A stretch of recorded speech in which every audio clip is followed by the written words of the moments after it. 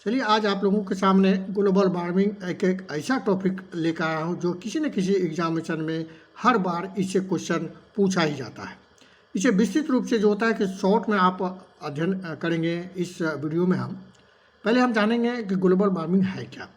आप इस ग्राफ को जो होता है कि देख रहे हैं, इस ग्राफ में जो होता है सूर्य से आती हुई जो है किरण जो है, सूर्य से आती हुई किरण जो है ये पृथ्वी है, नीचे पृथ्वी है, पृथ्वी से टकराने के बाद जो है ये ऊपर चली जाती है। तो इससे जो होता तापमान जो है वो संतुलित रहता है, संतुलित वायुमंडलीय गैसों के कारण। चूँकि हमारे वायुमंडल में यानी क्षोभ मंडल में एक संतुलित गैसों की मात्रा होती है। सूर्य से किरण जो आती है यानी तापमान जो आती है उसका अधिकांश भाग जो होता है पृथ्वी पर जाती है, कुछ भाग जो होता है रिटर्न हो जाती है। और लेकिन कुछ गैसें ऐसे होते हैं वायुमंडल में बढ़ रही है जिसके कारण आज जो है ये तापमान ऊपर से आती है किरण, लेकिन इसका जो गर्मी है इससे टकराने के बाद पृथ्वी पुनः लौट जाती है। इसके लिए जिम्मेदार गैस जो है वह CO2, methane, chlorofluorocarbon, nitrous oxide और अन्य गैसें भी हैं, जिसमें यहाँ हम जो है O3 यानी ओजोन गैस इसको हम कहते हैं O3 को। जब ये ओजोन गैस जो है कम होने के कारण जो पराबैंगनी किरण पृथ्वी पर आने से भी तापमान बढ़ेगा, क्योंकि जो O3 होता है यानी ओजोन गैस जो है वो सूर्य से निकलने वाली जो पराबैंगनी किरणों को अवशोषित कर लेती है, पृथ्वी को नहीं आने देती है। लगभग 93 से 99% अवशोषित कर लेती है। इसलिए O3 यानी ओजोन गैस हमारे लिए काफ़ी महत्वपूर्ण होता है, लेकिन इसको नुकसान कर रहा है क्लोरोफ्लोरोकार्बन।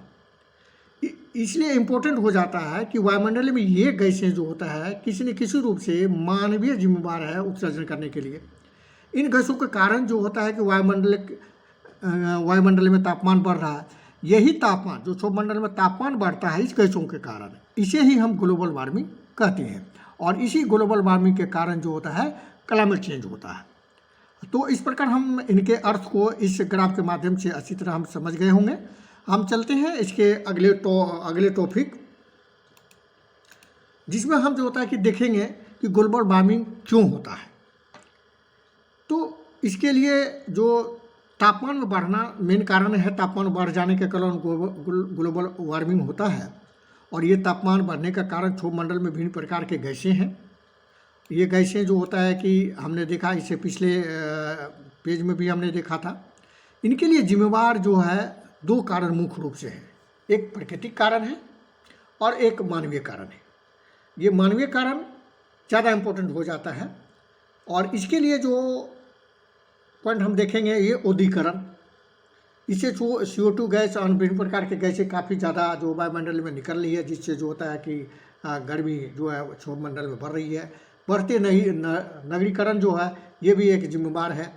कोयले पर आधारित जो है बिजली घर जो है, और तकनीकी और परिवहन क्षेत्र में क्रांतिकारी परिवर्तन। आज इस प्रकार से हर लोगों के पास गाड़ी है और सड़कों पर गाड़ी का जंजाल देखने को मिलता है। इससे काफ़ी ज़्यादा जो है गैसें निकलती है जो हमारे वायुमंडल को गर्म करती जा रही है। कोयला खनन भी जो होता है कि आपको से गैस काफ़ी निकलती है, मीथेन गैस भी इससे काफ़ी निकलती है। मानवीय रहन सहन में परिवर्तन, विलासितापूर्ण जीवन के लिए एयर कंडीशन का हम उपयोग कर रहे हैं, फ्रिज, परफ्यूम आदि का हम उपयोग कर रहे हैं। वन विनाश एक प्रमुख कारण है, क्योंकि CO2 जो है अवशोषित करने में वनों का महत्वपूर्ण योगदान होता है। ये तो कट रहे हैं। धान के खेत जो होते हैं, धान के खेत भी जो है वो मीथेन गैस उत्सर्जन करता है। बढ़ता पशुपालन, खाद्य अवशिष्ट ये भी मीथेन गैस उत्पन्न करता है। ये सभी मानवीय कारण है। प्राकृतिक कारण में हम जो है ज्वालामुखी विस्फोट, जलवाष्प का बढ़ना, जंगल की आग, जिस प्रकार से आज जंगल में आग लग रहे हैं, ये काफ़ी हद तक जो होता है तापमान बढ़ाने के लिए जिम्मेदार है। हम अस्थायी तुषार, ये क्या होता है? अस्थायी तुषार के बारे में हम जानेंगे। अस्थायी तुषार यानी मिट्टी की एक मोटी उपसतह जो सालों तक फ्रीजिंग पॉइंट यानी बर्फ के अंदर रहती है, ग्लेशियर में रहती है। जब यह पिघलता है तो गैसों के वापस वायुमंडल में छोड़ता है, जिससे पृथ्वी का तापमान बढ़ता है। यानी हम अस्थायी तुषार के अर्थ को भी हम समझ गए होंगे। अब हम चलते हैं अगले पेज पर।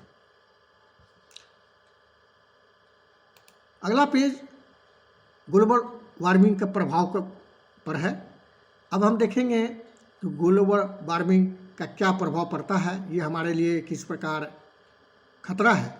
तो तापमान में वृद्धि, तापमान में क्योंकि ग्लोबल वार्मिंग से तापमान में वृद्धि होती है, इससे ग्लेशियर जो होता है वो पिघलने लगता है, जिससे समुद्र का जल स्तर वो बढ़ने लगता है, जिससे तटीय क्षेत्र जो है डूबने के खतरा पैदा हो जाएगी, विस्थापन की समस्या उत्पन्न हो जाएगी।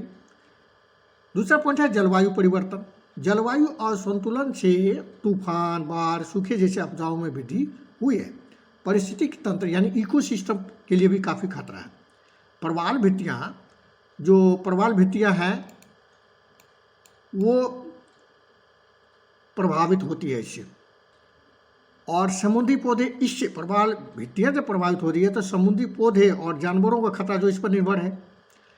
कृषि पर प्रभाव जो है ये काफ़ी देखने को मिलता है, क्योंकि जलवायु परिवर्तन होने से मौसम चक्र में बदलाव से फसल चक्र प्रभावित हो जाता है। पौधे के आकार, गुणवत्ता, उत्पादन भी प्रभावित होती है। उत्पादन प्रभावित होगा तो खाद्य संकट उत्पन्न होगा।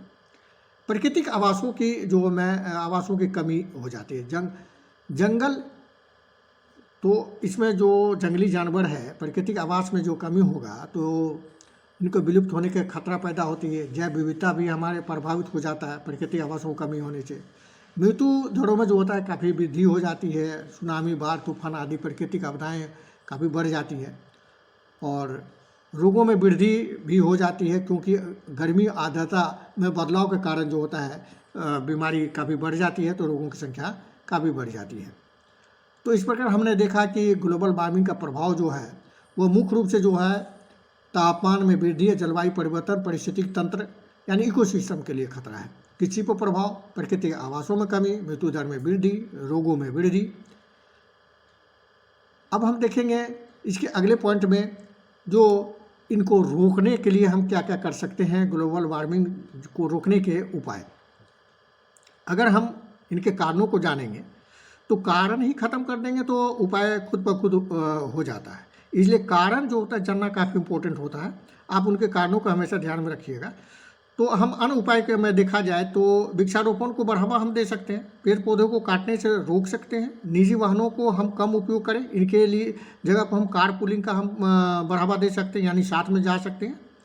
नवीकरणीय ऊर्जा जो सोलर हुआ, जियोथर्मल हुआ, पवन ऊर्जा हुआ, बायोमास ऊर्जा हुआ, इसको हम बढ़ावा दे सकते हैं। ग्लोबल वार्मिंग के खतरों से लोगों को अवगत करा सकते हैं, क्योंकि जब तक हम लोगों को अवगत नहीं कराएंगे तो लोग शुरू तक इसको कम करने का प्रयास नहीं करेंगे। इसलिए लोगों को इसको अवगत कराना, इनके खतरों से अवगत कराना काफ़ी जरूरी होगा। ऊर्जा बचत करने वाले उपकरणों, जैसे हम एलईडी बल्ब का उपयोग करते हैं, सोलर बल्ब का हुआ और सोलर उपकरण हुआ, इनका हम ज़्यादा से ज़्यादा उपयोग करने के लिए हम बढ़ावा दे सकते हैं। कचरों का सही निपटान बहुत जरूरी होता है। कचरों का हम रिसाइकिल कर सकते हैं, यानी पुनः उपयोग लायक बनाकर भी हम उपयोग कर सकते हैं। एसी हुआ, फ्रिज, परफ्यूम आदि विलासितापूर्ण चीज़ों को कम करके उपयोग कर सकते हैं। तो विलासितापूर्ण चीज़ों को कम करने के लिए लोगों को जागरूक करना काफ़ी जरूरी होगा।